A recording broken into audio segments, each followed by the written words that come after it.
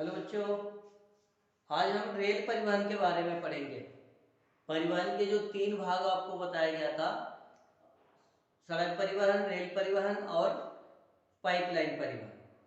तो पिछले क्लास में आपने सड़क परिवहन के बारे में और उसके महत्व के बारे में जानकारी प्राप्त किया। आज हम रेल परिवहन और उसके महत्व के बारे में तथा पाइपलाइन और उसके महत्व के बारे में पढ़ेंगे। जिस प्रकार से रेल सड़क परिवहन का देश की अर्थव्यवस्था में महत्वपूर्ण योगदान है, उसी प्रकार से रेल परिवहन का भी देश की अर्थव्यवस्था में बहुत ही ज्यादा महत्वपूर्ण योगदान है। रेल परिवहन ही एक ऐसा परिवहन का माध्यम है जिसमें सबसे ज्यादा गवर्नमेंट को आय प्राप्त होती है और एक स्थान से दूसरे स्थान पर माल की ढुलाई में सबसे ज्यादा सुविधा जो होती है वो रेल परिवहन के द्वारा ही होती है। और एक प्रकार से ये सड़क परिवहन से थोड़ा सा सस्ता साधन होता है। तो आगे फिर हम चर्चा करेंगे। अभी हम सड़क रेल परिवहन के बारे में जैसे जानकारी के लिए बता दूं आपको, सबसे पहले 1853 ईस्वी में मुंबई और ठाणे के लिए रेल मार्ग चलाया गया, जिसकी दूरी जो थी वो 34 किलोमीटर थी। सबसे पहले जीके में भी ये प्रश्न बार बार पूछा जाता है, सामान्य ज्ञान में। लगभग 150 वर्ष रेल परिवहन को विकसित हुए हो गए।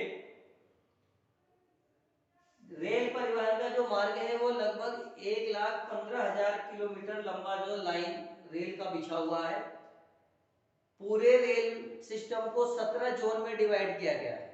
उस 17 जोन के माध्यम से इसको संचालित किया जाता है और यह एक तरह से हमारे लिए बहुत ही ज्यादा उपयोगी संसाधन है।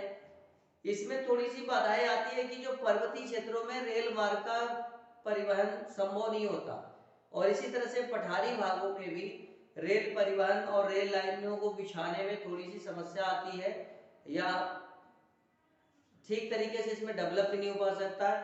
रेल मार्ग का जो सबसे ज्यादा विस्तार जो है वो प्लेन एरिया में है। प्लेन एरिया के लिए यह महत्वपूर्ण एक तरह से माध्यम है।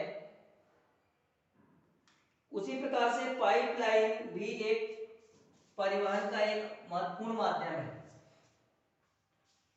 रेल परिवहन में भी जिस प्रकार से सड़क परिवहन का पूरे भारत में विस्तार है, उसी तरह से रेल परिवहन का भी भारत में अलग अलग जोनों के माध्यम से इसका विस्तार है।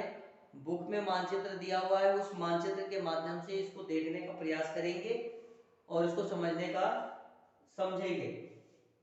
पाइपलाइन परिवहन आपको कुछ नया लग रहा होगा कि ये पाइपलाइन परिवहन क्या है, ये कैसे परिवहन होता है। पाइपलाइन परिवहन से और इसे स्थल परिवहन में हम क्यों शामिल करते हैं, क्योंकि इसका जो पाइपलाइन को लिया जाता है वो धरातल के सहारे ही ले जाया जाता है।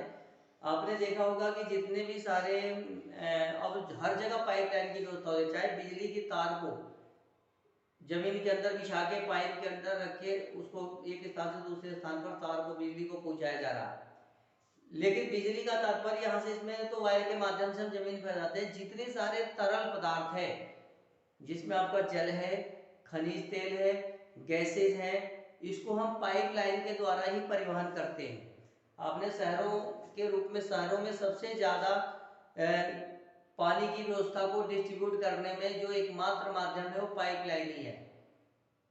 अब गैस का भी परिवहन पाइपलाइन के द्वारा घरों तक किया जा रहा है और एक राज्य से दूसरे राज्य में या एक देश से दूसरे देश में भी हम ऑयल जो खनिज तेल मंगाते हैं वो पाइपलाइन के द्वारा ही ज़्यादा आसान रहता है, क्योंकि समुद्री मार्ग से मंगाने में ज़्यादा समय खर्च होता है और उतने मात्रा में हम इस संसाधन को नहीं मंगा पाते।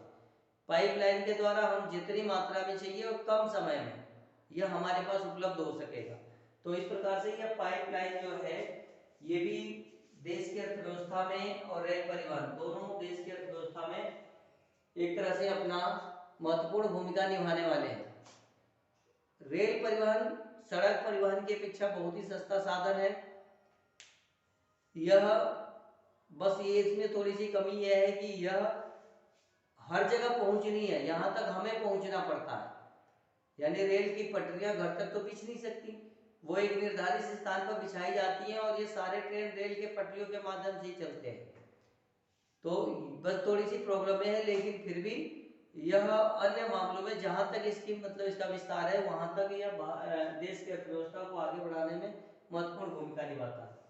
तो इस तरह से अभी आपने जो स्थल परिवहन में सड़क परिवहन, रेल परिवहन और पाइपलाइन परिवहन, तीनों परिवहन के माध्यम से दो वीडियो के माध्यम से आपने समझ लिया है। आगे के जो जल परिवहन और आपका वायु परिवहन है, इसको फिर मैं नेक्स्ट क्लास में आपको बताऊंगा। धन्यवाद।